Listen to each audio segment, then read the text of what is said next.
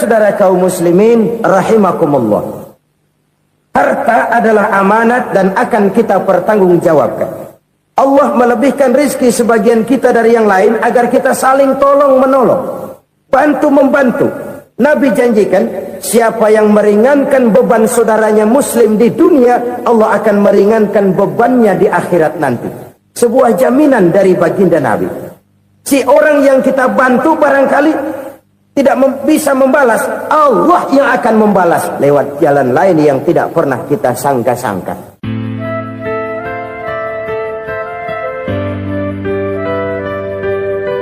Selalu berusaha menyimpan sesuatu yang bisa membawa manfaat, baik untuk dirinya, untuk anak cucunya, maupun untuk keluarganya, untuk masa kini dan masa depannya. Kadang simpanan itu berbentuk uang, kadang berupa tanah, lain saat berbentuk pabrik, dan lain sebagainya. Sementara masa depan yang paling pasti adalah akhirat. Jika untuk masa depan dunia, kita rela memeras keringat, membanting tulang, pergi pagi dan pulang petang, menyimpan uang, menyimpan tanah, menyimpan pabrik, pernahkah kita merenung, jika satu saat kiamat datang, kita dibangkitkan dari kubur masing-masing, berdiri di padang mahsyar untuk mempertanggungjawabkan seluruh kegiatan hidup kita di dunia ini, lalu kita akan menuju ke alam akhirat. Sudahkah kita mempunyai simpanan untuk akhirat kita? Pada pertemuan kali ini saya ingin menyampaikan sebuah hadis di mana Rasulullah sallallahu alaihi wasallam bersabda, arba'un min kanzil jannah. Simpanan sorga ada 4 macam.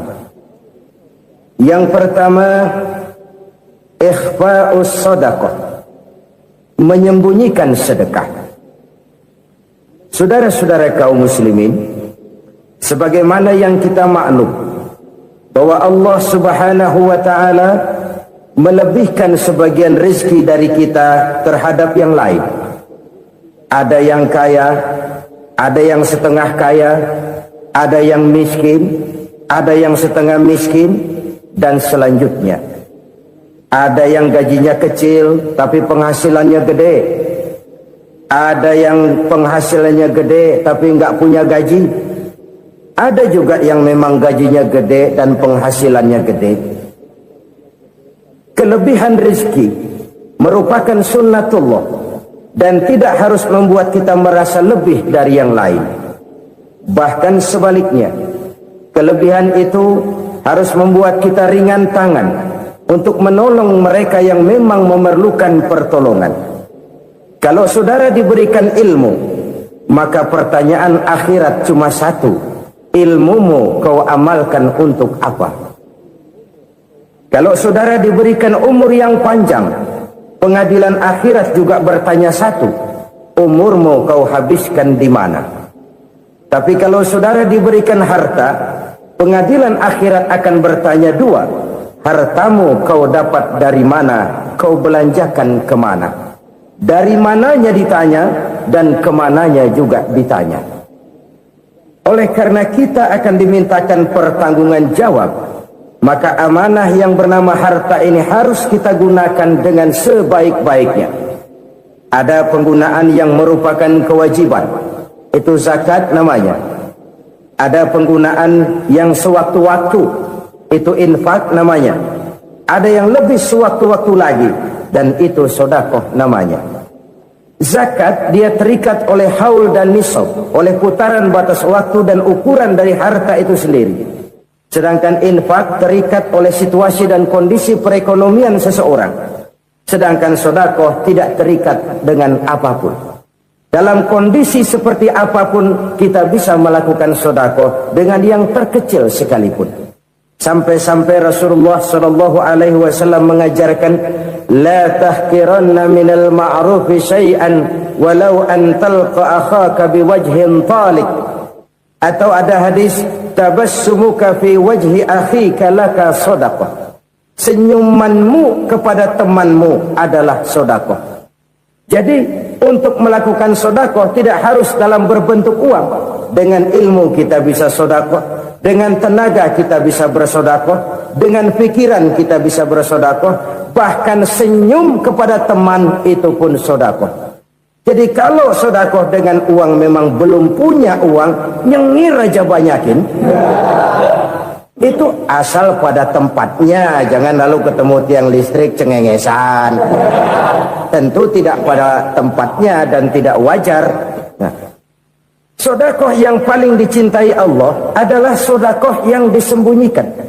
Artinya jauh dari sifat riya. Kan kadang-kadang ada orang sedekah itu disebutkan namanya. Apa tidak bagus? Kalau memang niatnya ikhlas, ya bagus-bagus saja. Untuk memberikan sugesti kepada yang lain. Si Fulan bin Fulan nyumbang sekian, diumumkan. Boleh kalau niatnya untuk memberikan rangsangan kepada yang lain supaya dia menyumbang lebih besar dari orang tadi. Tapi kalau itu mendatangkan riya, maka sedekah yang paling dicintai Allah adalah sedekah yang disembunyikan. Tangan kiri saja tidak tahu apa yang diberikan oleh tangan kanan. Sedekah yang dilakukan dengan ikhlas akan merupakan perbendaharaan surga, tersembunyi dari pandangan orang lain, tidak seorang pun tahu. Karena memang sikap yang baik adalah melupakan kebaikan dan mengingat kesalahan. Itu salah satu ciri orang bahagia. Orang yang selalu mengingat kesalahannya dan berusaha melupakan segala kebaikannya. Kalau dia akan berada kebaikan, dia tidak bisa ikut, dia merasa rugi karena dia merasa belum pernah berbuat baik. Tapi kalau akan melakukan kesalahan baru, dia ingat kesalahan yang sudah-sudah, sehingga terhalang baginya untuk melakukan satu kesalahan baru. Demikianlah saudara-saudara, bahwa Allah melebihkan rizki sebagian kita dari yang lain, agar terjadi tolong-menolong dalam kehidupan ini. Jadi kesenjangan yang nature, kesenjangan yang alami, itu sunnatullah. Ada yang kaya, ada yang miskin, ada yang kelas menengah. Nah, kenapa lalu sekarang kita berusaha mengentaskan kemiskinan? Oleh karena adanya kesenjangan struktural. Kalau yang kaya bisa semakin kaya, kenapa yang miskin tidak bisa naik jadi ikut sedikit kaya? Sebab pada dasarnya Islam adalah agama yang sejak turunnya sudah berupaya memerangi kemiskinan. Bahkan dikatakan kemiskinan itu mendekatkan kepada kekufuran. Orang kalau miskin udah dekat banget sama kafir. Gampang menjadi kafir. Berapa banyak saudara-saudara kita yang oleh karena soal perut, oleh karena soal materi, terpaksa meninggalkan dan menanggalkan akidahnya. Menjual petunjuk yang diberikan Allah dengan kesenangan dunia yang cuma sebentar ini. Na'udzubillah, thumma na'udzubillah. Jadi makin kita sembunyikan satu sedekah, semakin banyak perbendaharaan kita di surga. Sedekah yang paling dicintai Allah adalah sedekah yang disembunyikan. Malahan ada seorang sufi, dia punya kebiasaan kalau pergi sholat Jumat dia bawa uang, itu uang dia taruh di bawah tikar masjid. Dia niat sedekah kepada siapa saja yang nemuin itu duit. Maksudnya apa? Supaya yang nemuin nggak tahu siapa yang punya duit. Demikian dia saking ingin menyembunyikan sedekahnya. Karena sifat riya itu bisa memakan amal kita sendiri. Riya itu termasuk menyebut-nyebut kebaikan kita. Orang yang suka nepuk dada, sedikit-sedikit ngitungnya kalau nggak gua. Tuh kalau nggak gua tuh. Tuh yang belah situ, kalau nggak gua, kalau nggak gua. Iya, kalau nggak lu kenapa emang? Orang yang suka menepuk jasa, tuh biasanya memang begitu, saudara-saudara. Kalau perang lagi berkecamuk, orang nggak sempat ngaku jadi pahlawan. Tapi begitu perang selesai, yang kagak kenal bedil ngaku pahlawan, mas. Itu sesuatu yang biasa. Oleh karenanya, orang-orang yang ikhlas dalam bersedekah, disembunyikannya sedekah itu, Allah cinta betul. Malahan ada hadis memberikan jaminan, inna sedaqatal mar'il muslimi tazidu fil umri wa tadfa'u mitatas su'i.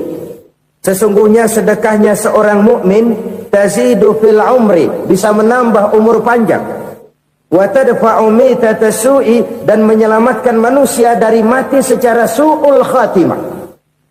Jadi siapa yang kepengen panjang umur, banyaklah sedekah. Yang bosan hidup, pelit terus.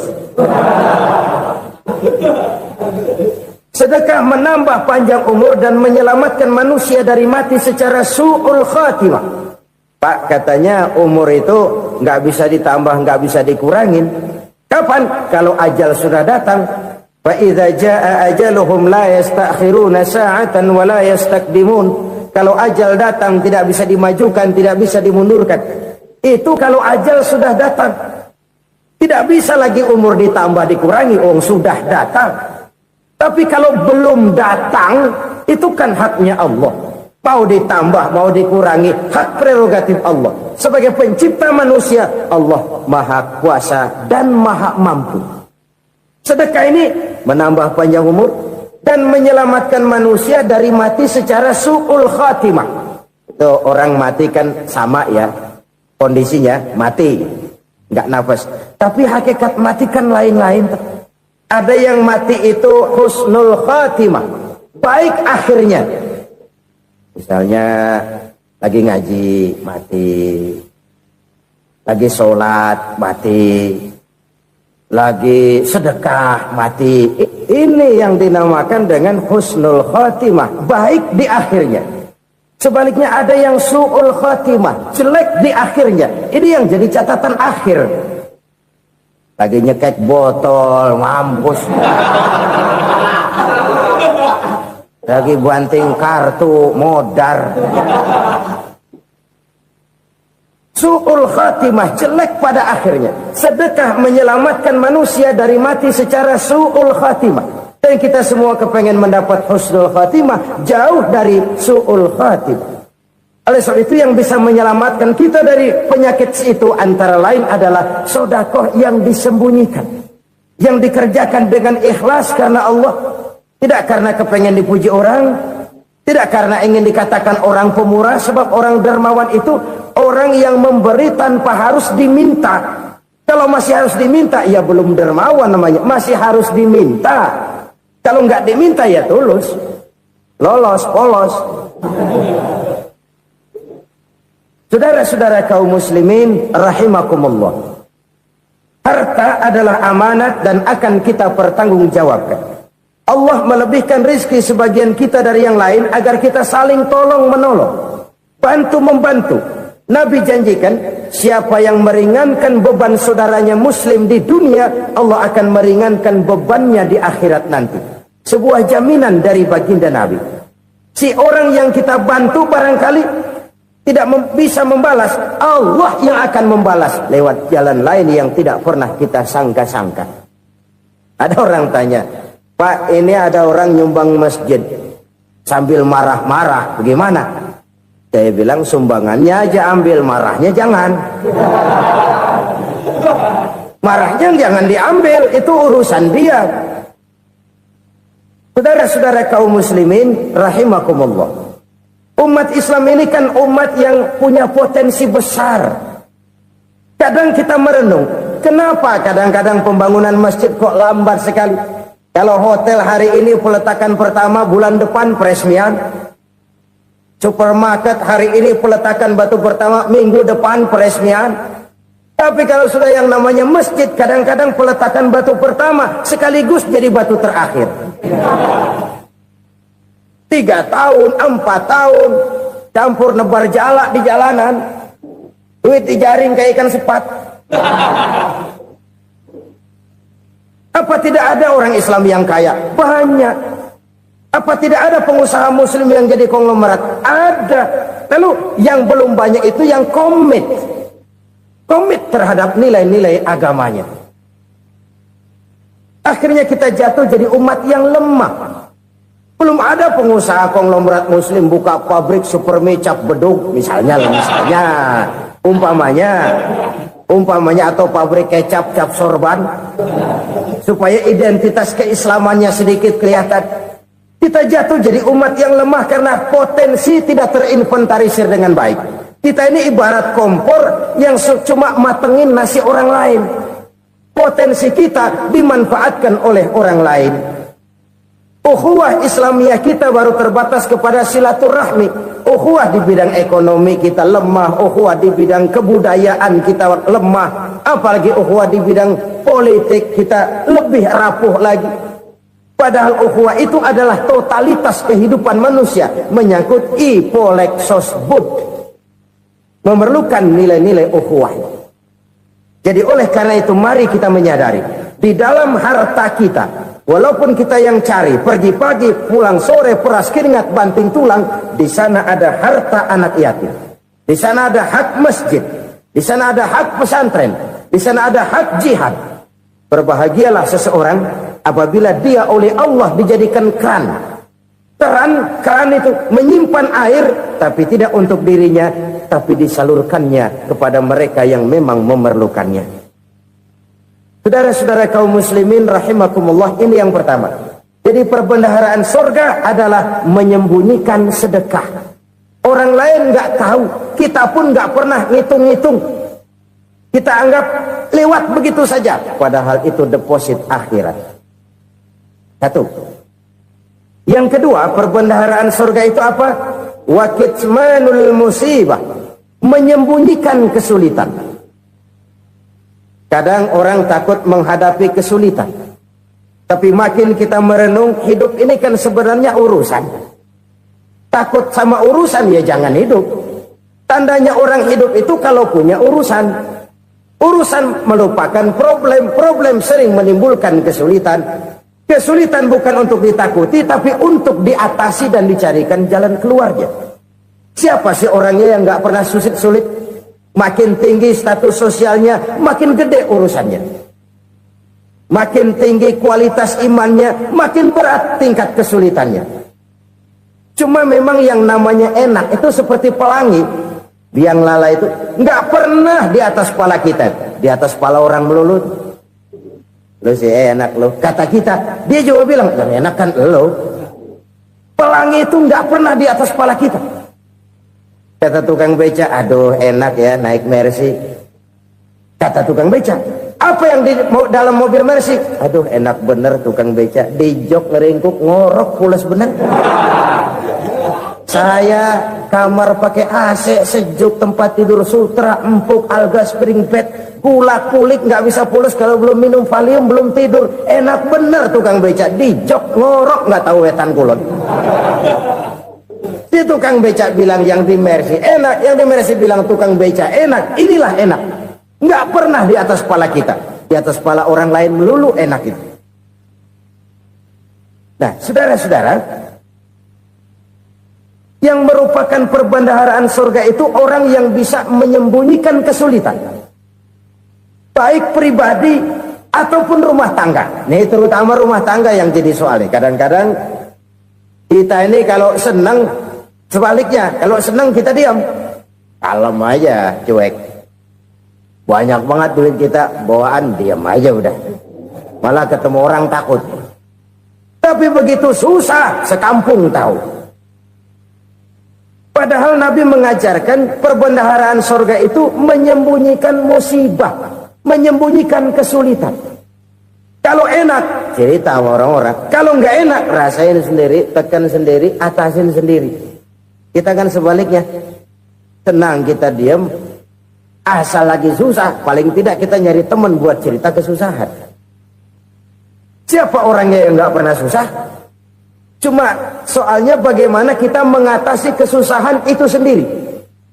Begitu juga misalnya kalau orang sudah berumah tangga, itu orang tuanya harus menjadi tempat dia cerita yang enak-enak saja. Yang nggak enak rasain berdua, selesaikan berdua, atasin berdua. Jangan dibalik. Asal senang diam, giliran susah aja. Maknya laporan. Terbalik. Bisa menjaga security informasi. Maka nama bayam keluar diam, malah seluitan. Enak amat lo makan daging ayam. Security informasi. Saudara-saudara kaum muslimin rahimakumullah, ujian yang terberat itu yang pernah diberikan kepada para nabi, para rasul, para aulia, para ulama, makin tinggi keimanan, makin berat bentuk kesulitan. Ayo saya kemukakan satu contoh saja. Ada seorang nabi yang kaya, nabi kaya, namanya Nabi Ayub. Iblis kalau orang begini kan keki, ibadahnya rajin, kaya. Nih yang kayak begini susah digodain. Kalau ibadahnya rajin, miskin, kali bisa disogok. Sini imannya mantap, ibadahnya rajin, kaya, nabi lagi. Oh, tapi namanya iblis, nggak kurang akal. Laporan, Tuhan, kenapa Les? Ya ini bahasa saya, bahasa Qurannya sih nggak gitu. Itu hambamu yang namanya Ayub, dia rajin ibadah cuma karena dikasih kaya aja. Coba kasih miskin dia, berhenti dia sembahyang. Ah, kamu bisa aja. Saya tahu Ayub itu hambaku yang ikhlas. Saya buktiin Tuhan, silahkan. Dibuktiin lah, iblis turun ke alamin. Yang mula-mula dia lakukan, dia rusak sawah ladang Nabi Ayub. Dia binasakan binatang ternak Nabi Ayub. Sehingga dalam waktu singkat, jatuhlah Nabi Ayub dari orang paling kaya, jadi orang paling miskin. Beliau masih ibadah di mihrab dalam masjid. Datang iblis. Saudara Ayub, ya. Lagi ngapain? Ibadah. Nyembah Allah, nyembah Allah. Oh, percuma. Kenapa? Tuhan yang ente sembah nih, dia udah bikin miskin ente. Sawah ladang ente hancur lebur, binatang ternak binasa. Sekarang ente jadi orang paling miskin. Ngapain nyembah Tuhan kayak begitu? Tekor.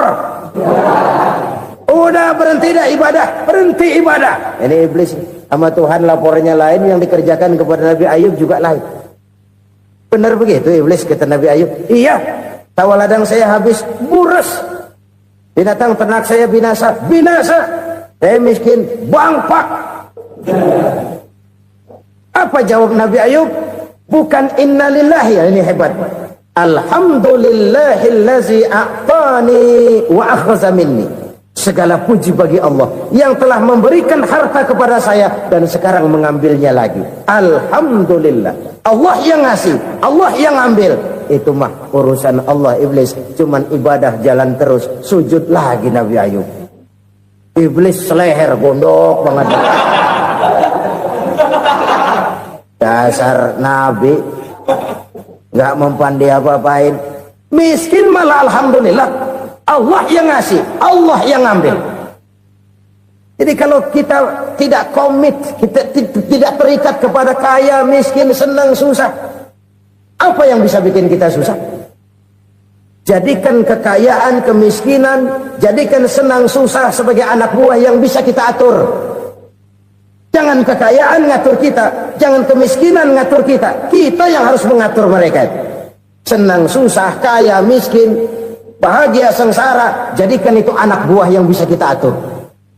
Kalau sekarang kita kaya, lain saat boleh jadi kita miskin, semiskin-miskinnya. Allah yang ngasih, Allah yang ambil. Tenaga mana yang bisa menghalangi? Ibadah jalan terus. Iblis makin gondok. Dasar Nabi loh. Akhirnya apa? Nabi Ayub dikerjain, diberikan penyakit. Demikian fatal penyakitnya. Bayangin, udah miskin sakit. Masya Allah. Miskin sakit. Sakitnya nggak lama, kira-kira 16 tahun. Istrinya 3, 2 mental minta ceraiin. Ngerawatin laki bengek begini. Senang belum tentu, susah udah pasti nih. Cerai aja, cerai dah. Cerai. Tinggal satu Siti Rahmah yang setia menemani beliau. Sesetia-setianya hati perempuan. Satu saat Siti Rahmah bilang, "Bang, iya, abang kan Nabi bang. Lalu, namanya Nabi kan doanya jarang meleset bang. Maksud kamu minta kenapa sih sama Tuhan biar abang sembuh baik dah bang?" Siti Rahmah, iya. Saya sakit berapa tahun sih dah? 16 tahun bang. Sebelum ini saya sehat berapa tahun? Ya kira-kira 60 tahun bang. Nah coba ente banding-bandingin Rahmah. Saya dikasih sehat 60 tahun. dikasih sakit 16 tahun, sudah nggak sabar mau doa kepada Allah minta sembuh. Saya malu kepada Allah. Diuji dengan yang luar biasa seperti ini, tidak mengganggu stabilitas kehambaannya. Dia tetap menghamba kepada Allah Subhanahu wa ta'ala. Saudara-saudara kaum muslimin rahimakumullah, kunci menghadapi kesulitan itu apa? Allah jelaskan dalam satu ayat, wa basyiris sabirin alladzina iza asabathum musibah qalu inna lillahi wa inna ilaihi raji'un. Gembirakan orang-orang yang sabar. Siapa mereka itu? Yang apabila mendapat musibah mereka kembali kepada keyakinan dasar, segalanya dari Allah dan segalanya akan kembali kepada Allah.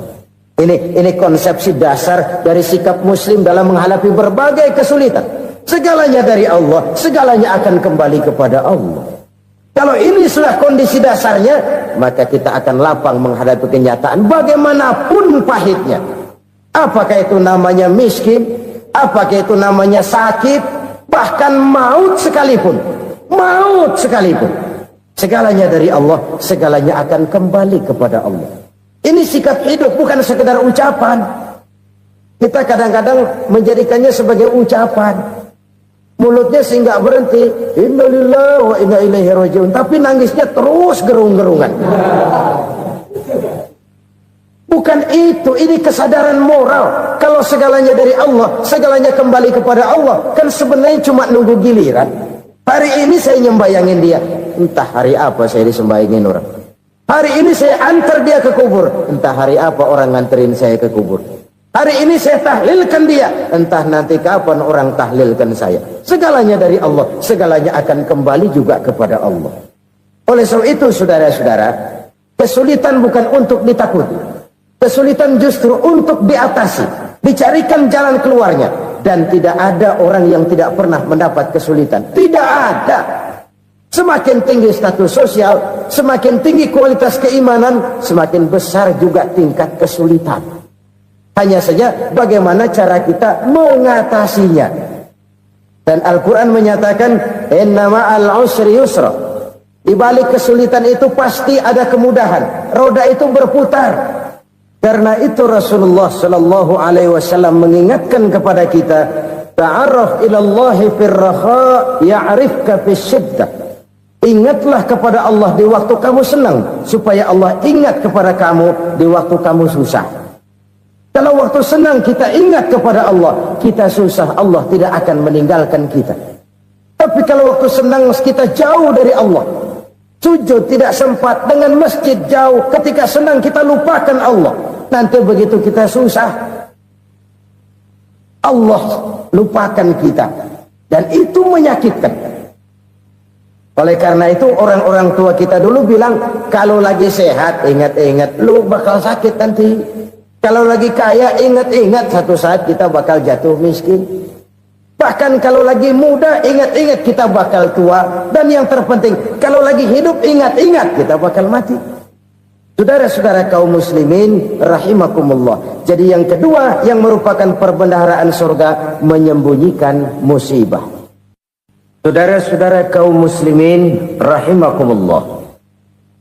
Hal ketiga yang merupakan perbendaharaan surga adalah wasilatur rahmi. Orang yang suka bersilaturahmi.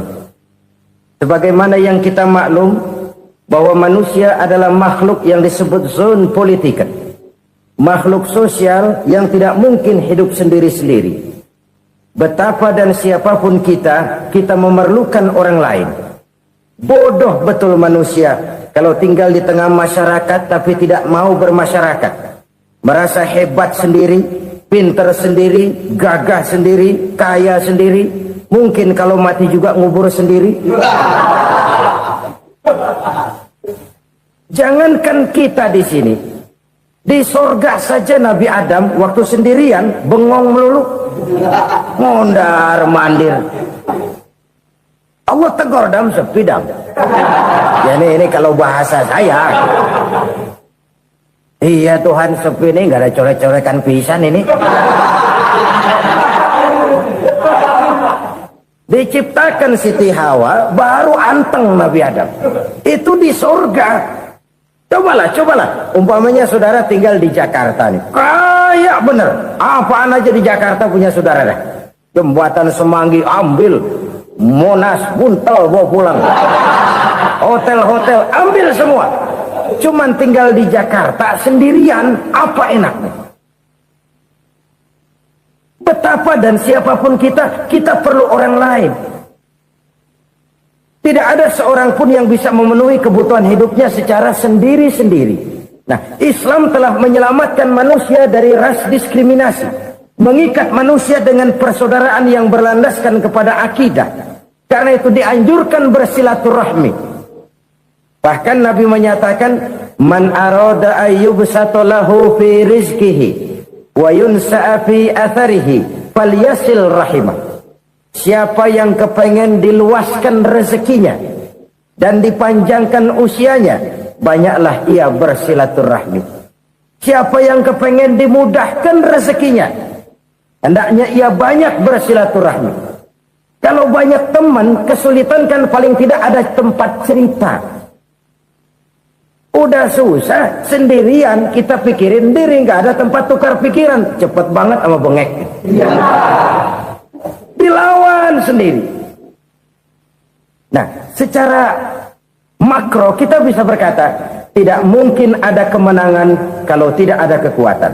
Tidak ada kekuatan kalau tidak ada kesatuan dan persatuan. Tidak mungkin ada kesatuan dan persatuan tanpa semangat silaturahmi. Kalau umat Islam mau menang, dia harus kuat.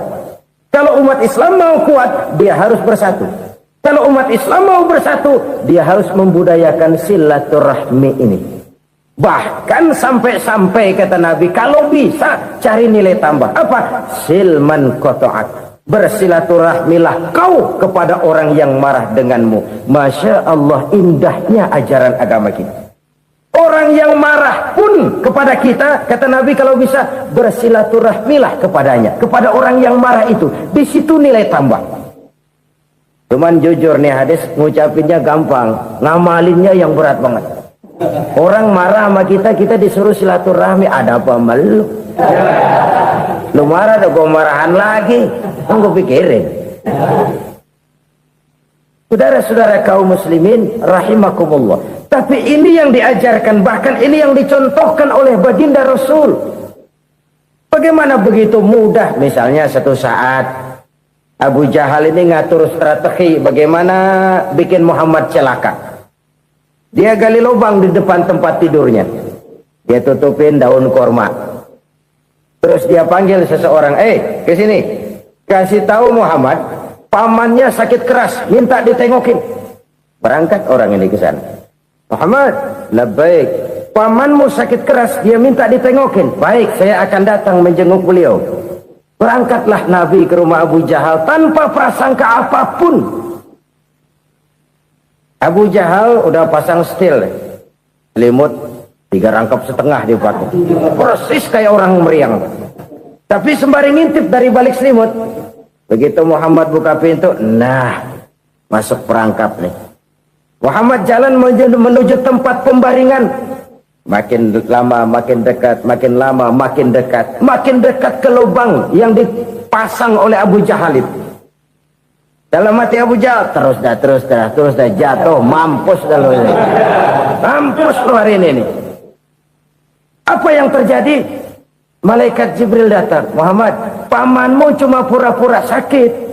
Di depan tempat tidurnya ada lubang perangkap supaya kamu jatuh ke situ.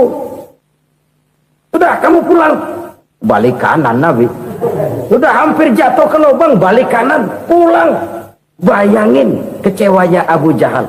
Muhammad dikit lagi, Muhammad dikit lagi. Enggak, paman, saya pulang aja. Emosi bangun dari tempat tidur, enggak sadar kalau lagi pura-pura sakit. Lompat ngejar Nabi, dia lupa dengan lubang yang dia gali. Serak, nyemplung sendiri ke dalam lubang.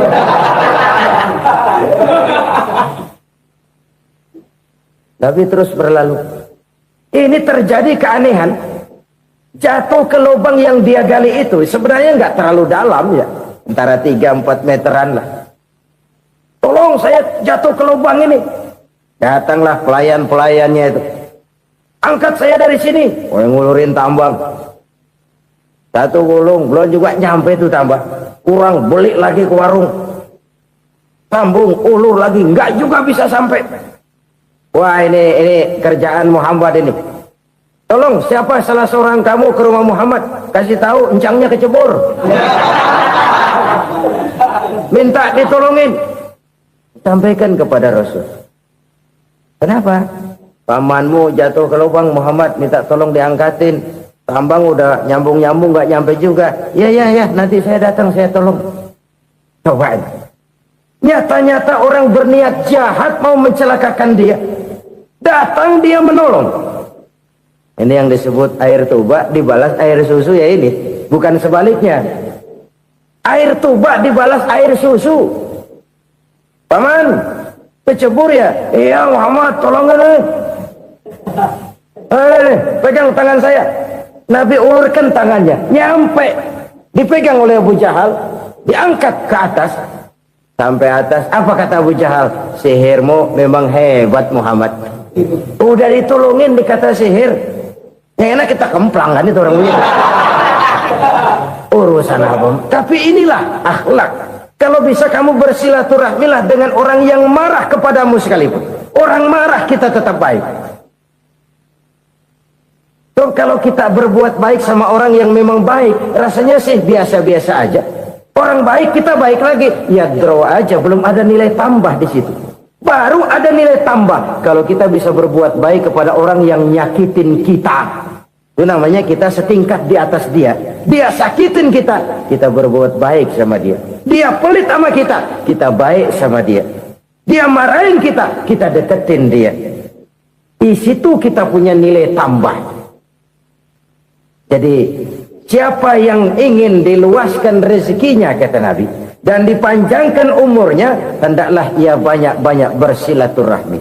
Sederhana sebenarnya silaturahmi, tapi silaturahmi membangkitkan semangat kesatuan dan persatuan. Kesatuan dan persatuan melahirkan kekuatan. Dalam matematika 1 ditambah 1 pasti 2. Tapi di tengah masyarakat, 1 orang takut ditambah 1 orang takut, hasilnya jadi 2 orang setengah berani. Kenapa setengah berani? Karena udah berdua. Tadi pan takut sendirian.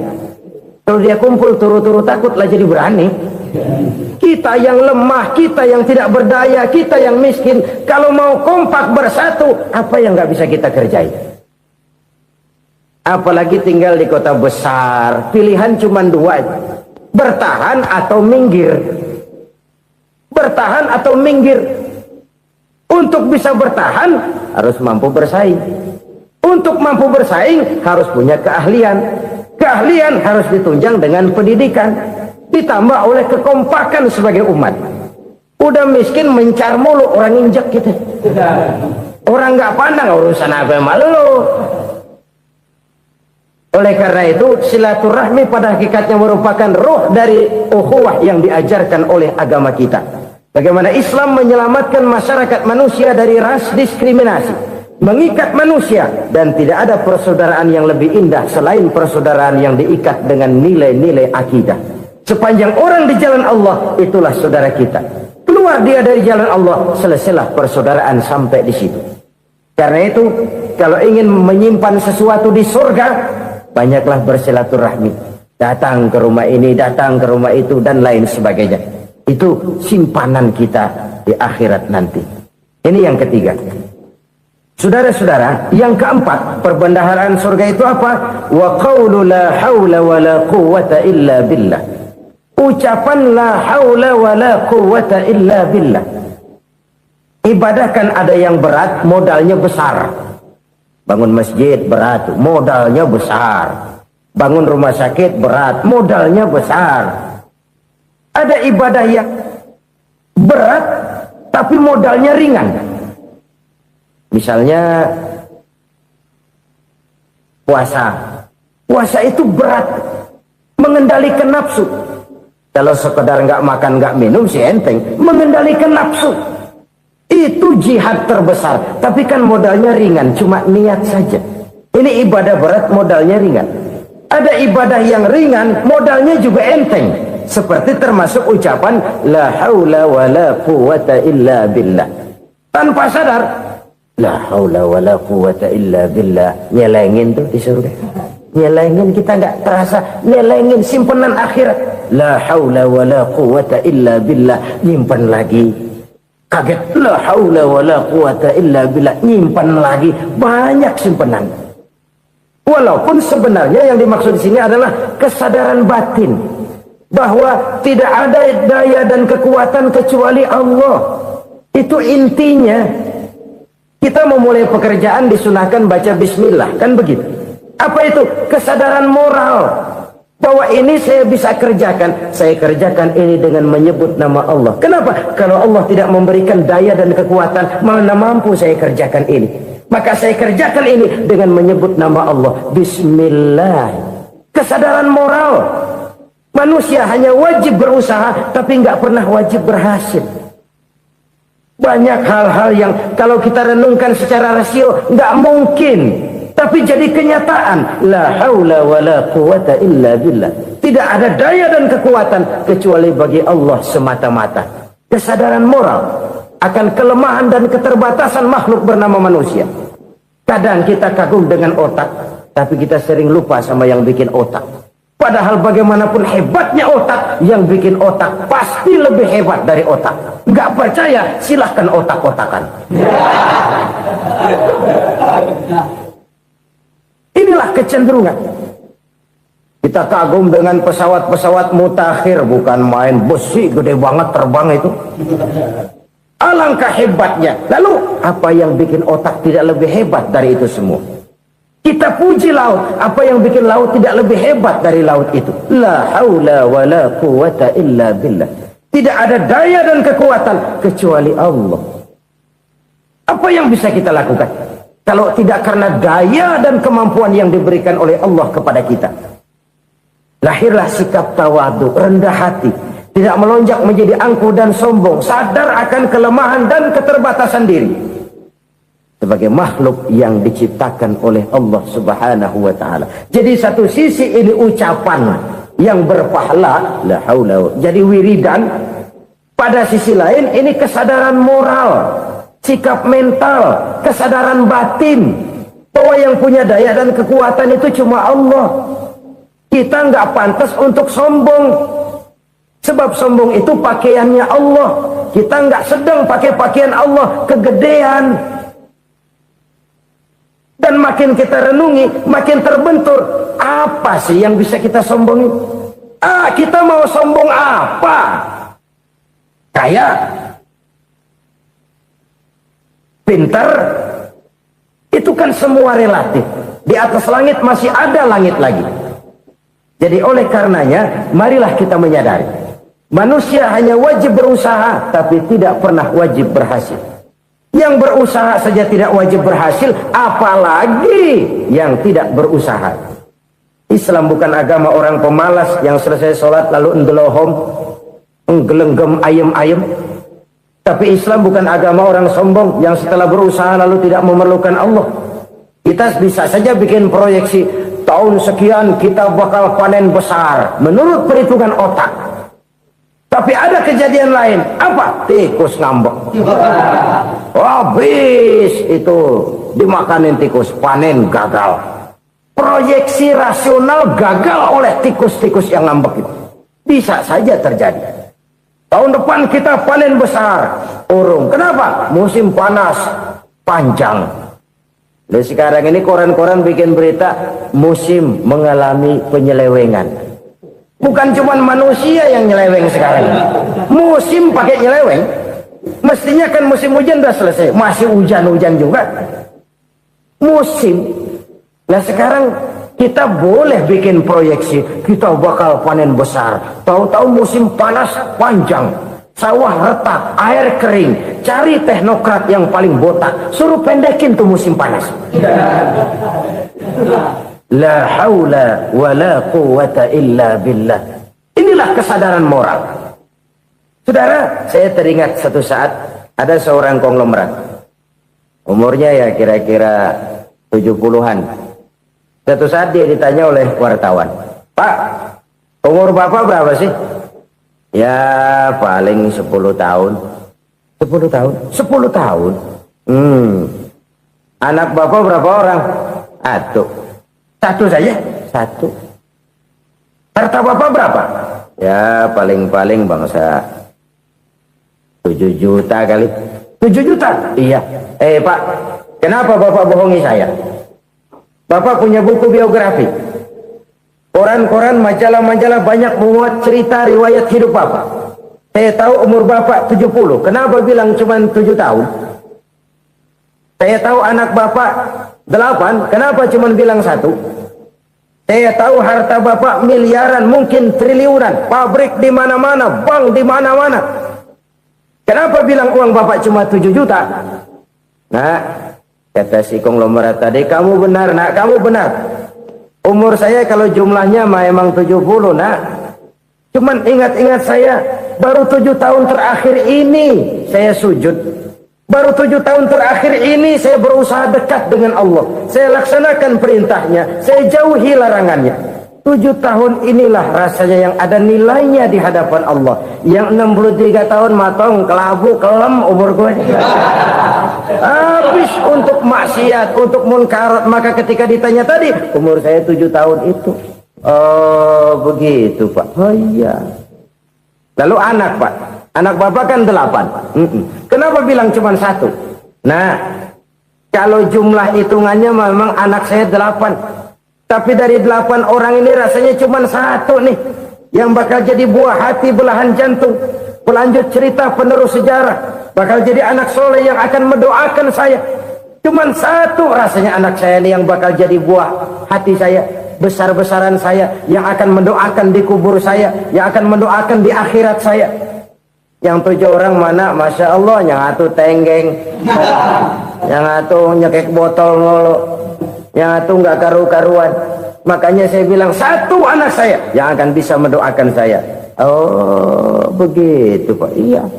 Nah harta Pak, harta bapak kan triliunan. Pabrik bapak di mana-mana. Uang bapak hampir di tiap bank-bank besar. Kenapa bilang cuma 7 juta? Betul kau nak. Harta saya kalau jumlahnya memang miliaran, triliunan mungkin. Tapi yang saya ingat baru 7 juta tuh yang saya belanjakan di jalan Allah. Saya nyumbang masjid, saya santuni yatim piatu, saya bantu pembangunan pesantren, saya bantu pembangunan rumah sakit Islam. Itu yang akan saya bawa pulang ke akhirat, yang 7 juta itu. Yang triliunan itu nanti akan diperebutkan oleh anak-anak saya sebagai waris saya. Jadi harta saya 7 juta itu yang bakal nemenin saya di akhirat, yang akan saya bawa pulang jadi teman saya. Saudara-saudara kaum muslimin, jangan-jangan orang tua itu adalah kita-kita ini. Jangan-jangan kita-kita ini adalah orang tua itu. Jangan-jangan itu potret dari diri kita masing-masing. Dari sekian umur yang diberikan Allah, berapa tahun yang ada nilainya di hadapan Allah? Dari sekian anak-anak yang merupakan amanah, berapa yang akan mendoakan kita sebagai orang tuanya menjadi anak soleh? Dari sekian banyak harta yang diberikan Allah, berapa yang akan kita bawa pulang menghadapnya nanti, yang kita belanjakan di jalan Allah? Ini sebuah potret kehidupan. Karena itu kita kembali kepada la haula wa la quwwata illa billah. Kita wajib berusaha, kita wajib berikhtiar. Selebihnya segala daya dan kekuatan hanya milik Allah saja semata-mata. Satu kesadaran batin dari setiap pribadi muslim. Setelah ia berusaha dan berikhtiar, ia menyerahkannya kepada Allah Subhanahu wa ta'ala. Jadi satu sisi ini merupakan wiridan ucapan yang mengandung pahala. Pada sisi lain ini merupakan sikap batin dari seorang muslim di dalam ia menghadapi realitas kehidupan ini. Saudara-saudara kaum muslimin rahimakumullah. Kalau ini kita jadikan satu basis kehidupan, maka ini akan menyelamatkan manusia dari kemungkinan tergelincir menjadi orang yang lupa diri dan lupa darat. Sebab itu Imamul Ghazali berpesan, jadidis safinah fa innal bahra amiq wa khuziz zad fa inna safara ba'id wa khaffifil hamla fa innal hamla syadid. Perbarui selalu kapalmu karena lautan sangat dalam. Bawa bekal yang banyak karena perjalanan ini sangat jauh. Ringankan beban karena kebanyakan beban akan menyakitkan.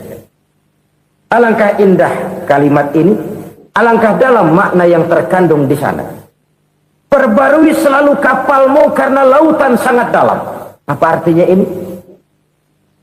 Jaga mentalmu baik-baik. Pelihara imanmu baik-baik karena hidup penuh cobaan seperti lautan. Kita kalau berlayar di lautan kan kadang-kadang tenang, angin bertiup sepoi-sepoi basah. Jika malam datang, bintang gemintang bertabur menghias cakrawala. Rembulan memantulkan sinarnya dengan indah. Dalam keadaan begitu berlayar enak. Tapi lain saat ombak menggunung, halilintar menyambar, angin topan bertiup. Berapa banyak sudah saudara-saudara kita yang tenggelam di lautan dunia tanpa sadar bahwa dia belum sampai kepada pantai yang akan dituju. Berapa banyak sudah saudara-saudara kita yang tenggelam di lautan dunia ini tanpa sempat bangkit lagi. Dia menyangka sudah sampai kepada tujuannya. Hati-hati kapal jangan sampai bocor karena lautan sangat dalam. Iman ini jaga baik-baik karena hidup penuh dengan ujian. Wa khuzizat fa inna safar ba'id. Bawa bekal yang banyak karena perjalanan sangat jauh. Saudara mau ke Bandung, bawa duit. Saudara mau ke Surabaya, banyakan lagi duitnya. Saudara mau ke Mekah, gepokan, iketan tuh duit nggak lembaran lagi. Makin jauh perjalanan, makin banyak bekal yang harus kita bawa. Kalau saudara dari Jakarta mau ke Surabaya, kagak bawa duit berangkat juga, itu sih bukan berani namanya, nekat. Sampai Surabaya belum tentu, sengsara di jalan udah pasti. Kenapa? Nggak bawa bekal berangkat. Sama juga kita nih, misalnya belum sempat sembahyang, mati. Waduh, berani banget orang. Belum punya bekal, mati. Sengsara di jalan. Atau bekal tidak cukup. Dari Jakarta saudara mau ke Surabaya, bawa duit 500 perak. Paling jauh Cikampek nyampenya itu. Paling jauh itu.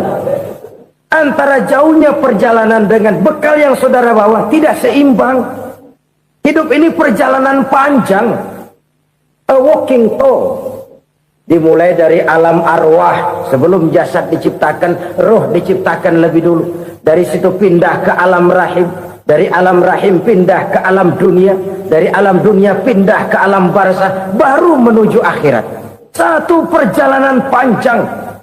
Kalau bekal tidak bawa, sengsara di jalan. Bawa bekal yang banyak karena perjalanan ini sangat jauh. Wa khaffifil hamla, ringankan beban karena beban itu cuma akan menyulitkan. Kalau bekal itu sih keperluan, tapi beban nggak kita perluin, coba ngeberat-beratin. Apa ini beban? Dosa, kecurangan, kebatilan, kesoliman, ketidakadilan, kesewenang-wenangan. Itu akan jadi beban kita di akhirat. Alangkah celakanya, perjalanan panjang, bekal tidak bawa, beban kelewat banyak, alamat sengsara di jalan. Pahala tidak ada, dosa berlipat ganda. Na'udzubillah, summa na'udzubillah. Kalau kita rangkum nasihat Al-Ghazali dengan kisah si konglomerat tadi, kita akan mengambil kesimpulan. Pertama, bekal terbaik dalam menghadapi gejolak kehidupan ini tidak lain adalah iman. Yang kedua, paham 7 macam perkara yang merusak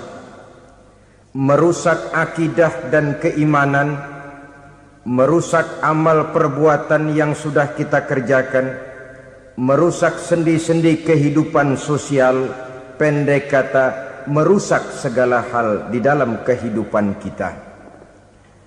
Jauhilah olehmu 7 macam perkara yang merusak. Yang pertama, asyirku billah, menyekutukan Allah subhanahu wa ta'ala. Agama dimulai dari keyakinan, maka kehancuran agama selalu dimulai dari kehancuran keyakinan, iman atau akidah yang dimiliki oleh seseorang.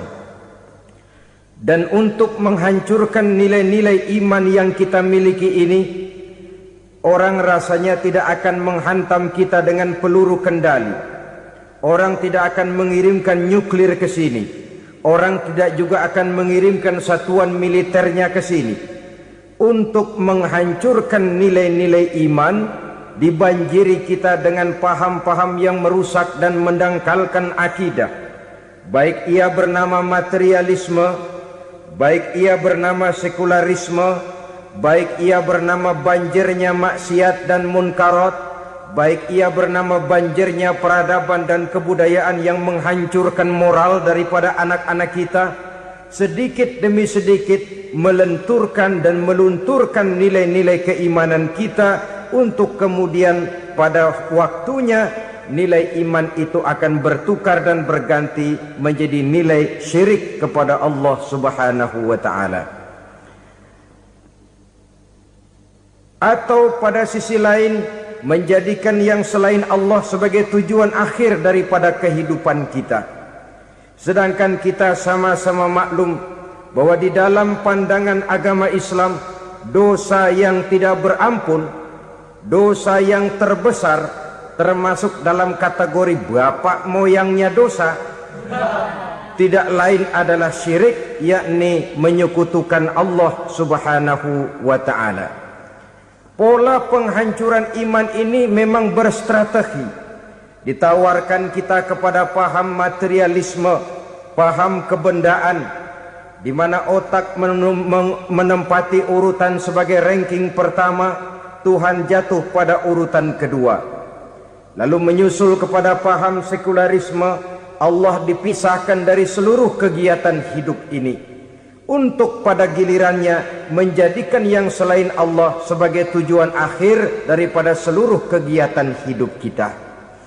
Oleh karenanya, kewajiban menjaga nilai-nilai iman ini merupakan kewajiban yang mulia tetapi berat, tidak hanya untuk kita, tetapi juga bagaimana mewariskannya kepada anak-anak kita, generasi yang akan datang. Orang-orang tua bijaksana yang diceritakan di dalam Al-Quran, kalau sudah berpikir tentang anak-anaknya, pertanyaan yang paling mereka risaukan ialah, ma ta'buduna min ba'di.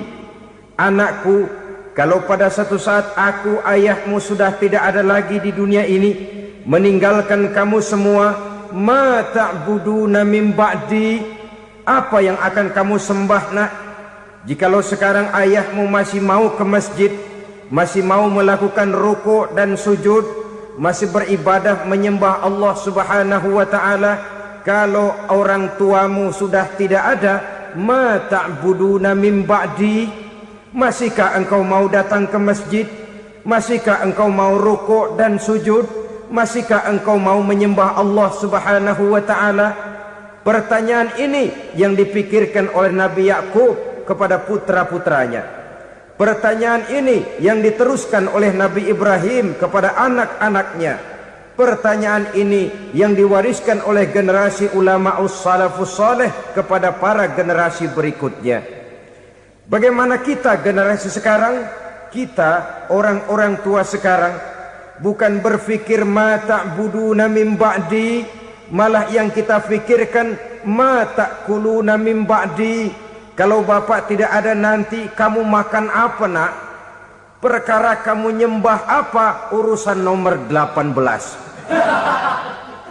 Yang penting kamu nanti hidup bisa makan nak. Maka kita sibuk mewariskan harta kepada anak-anak kita. Kita sibuk mewariskan kebun dan tanah kepada anak-anak kita. Kita sibuk mewariskan pabrik kepada anak-anak kita, sementara kita lupa mewariskan intan yang paling mahal, mewariskan mutiara yang paling berharga, yaitu nilai iman kepada Allah Subhanahu wa ta'ala.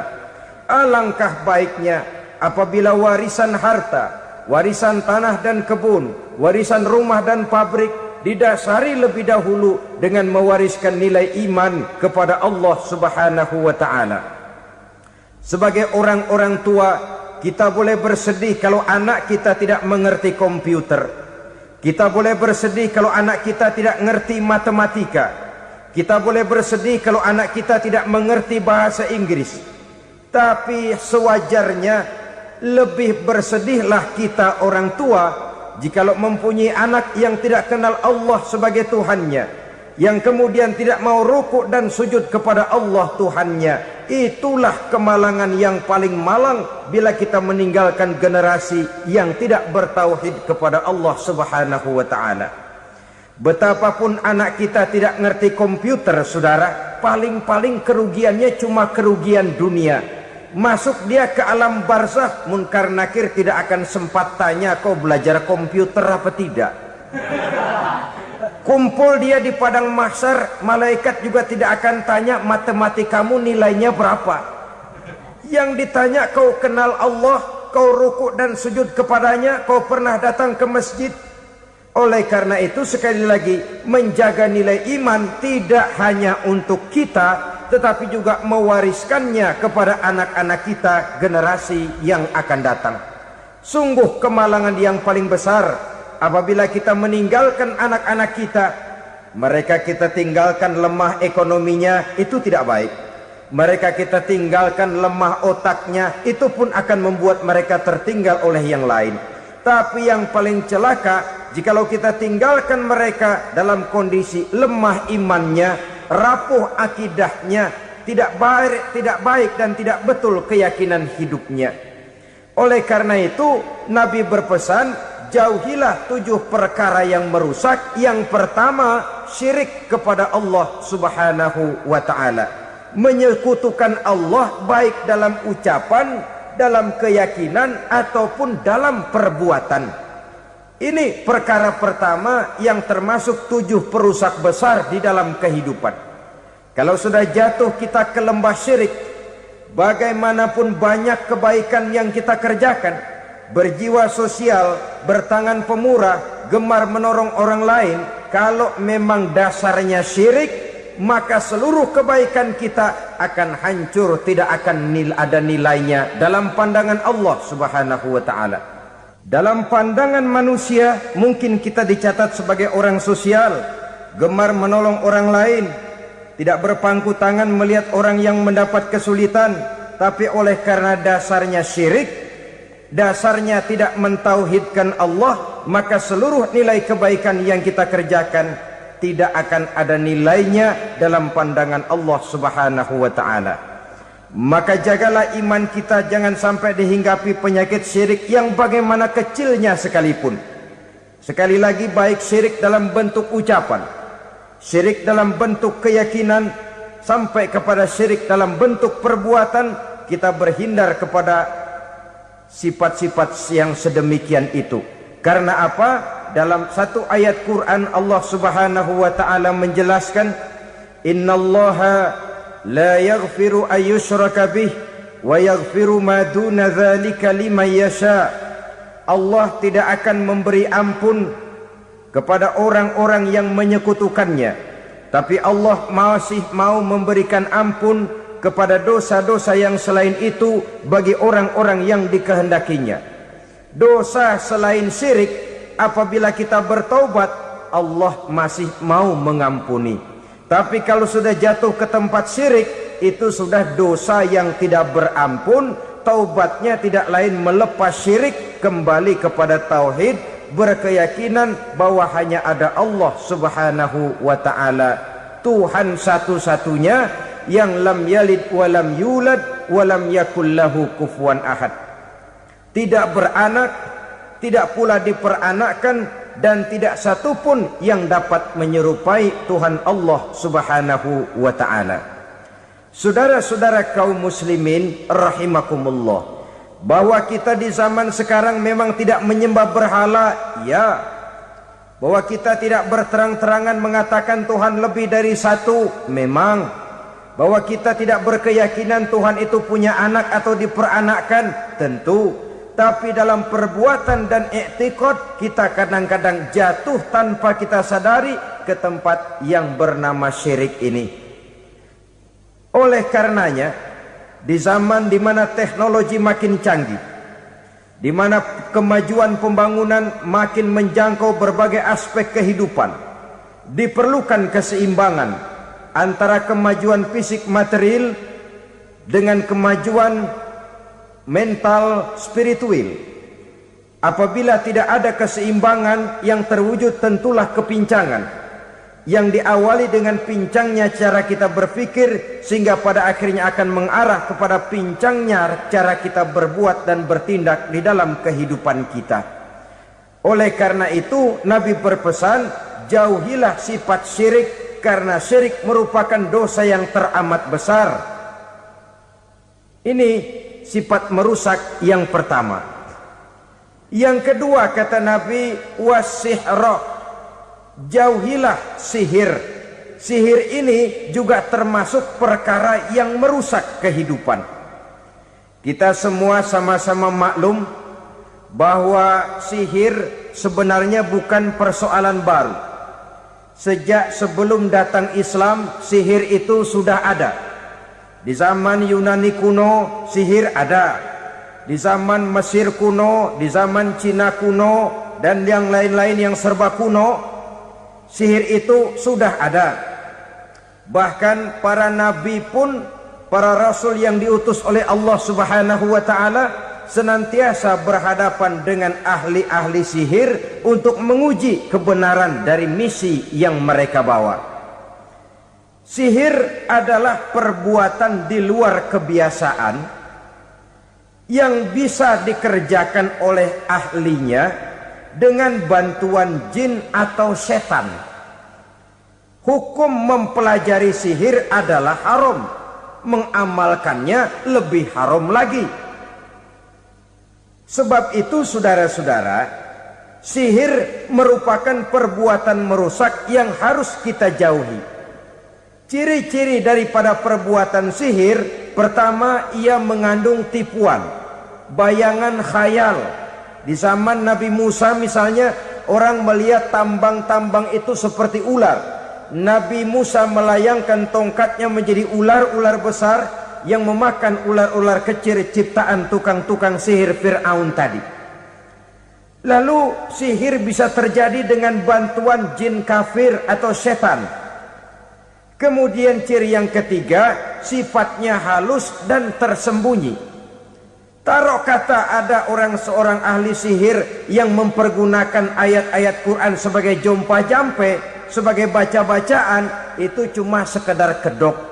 Tujuannya tidak lain menjadikan agama sebagai ketok untuk membenarkan cara yang dimurkai oleh Allah Subhanahu wa taala. Satu hadis yang diriwayatkan oleh Imam Bazar dan Tabrani, Nabi berpesan, "Laisa minna man tatayyara lahu au takahhana au tukuhhina lahu au sahira lahu." Tidak termasuk ke dalam golonganku, kata Nabi. Tidak termasuk umatku. Siapa mereka? Man tatayyara lahu, orang yang bertatoyur. Apa tatoyur itu? Dari kalimat toyaro, artinya terbang. Toir biasa diartikan dengan burung. Tatoyaro percaya kepada suara-suara burung. Man tatayyara lahu, mempercayai, meyakini dengan benar-benar kepada suara beburungan. Kan suka ada itu, nah bunyi burung tuh, maling liwat. Maling liwat. Burung bunyi, maling liwat. Itu termasuk tatayyara lahu, percaya kepada suara burung.